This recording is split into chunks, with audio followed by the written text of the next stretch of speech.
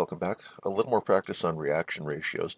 There's a rule that is applied to these where a lot of our reactions include water, but the concentration of water, if you have a container of it, is something like 55 moles per liter.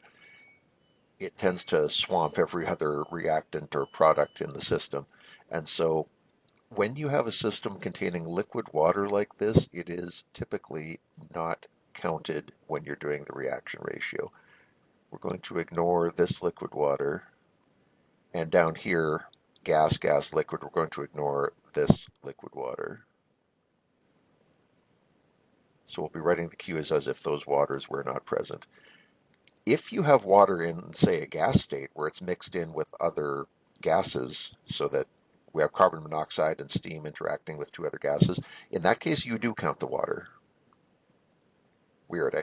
This is not, I'm still not comfortable with this years later, but I promise we won't press you too hard on it. We do want you to know that, in general, liquid water is left out when writing a Q. So, for this first thing, we have carbon dioxide and hydrogen as our products. Our reactants are carbon monoxide and steam. And we are counting the steam because it's a gas just like all the others.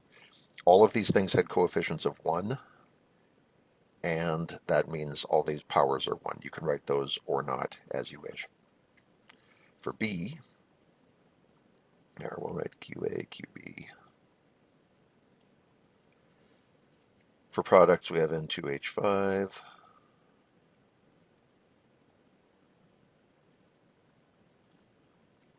times hydroxide over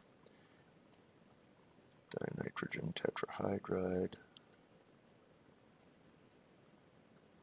Again, all coefficients of 1, so easy.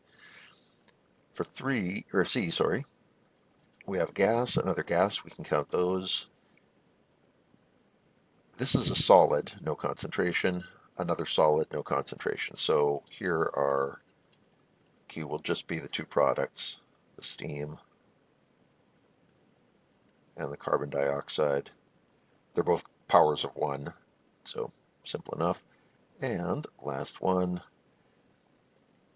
here the only product is something that we're not going to count, so leave that as a 1.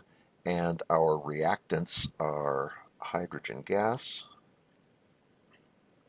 which gets squared because of its coefficient, and oxygen gas, which is first power because of its coefficient. Good. I promise we don't have a lot of nitpicky questions about this, but do keep in mind, generally, if you have a bunch, especially if you have a bunch of aqueous ions, which is very common, and then the H2O, we're going to leave the H2O out. That'll come up a lot in acid-base chemistry.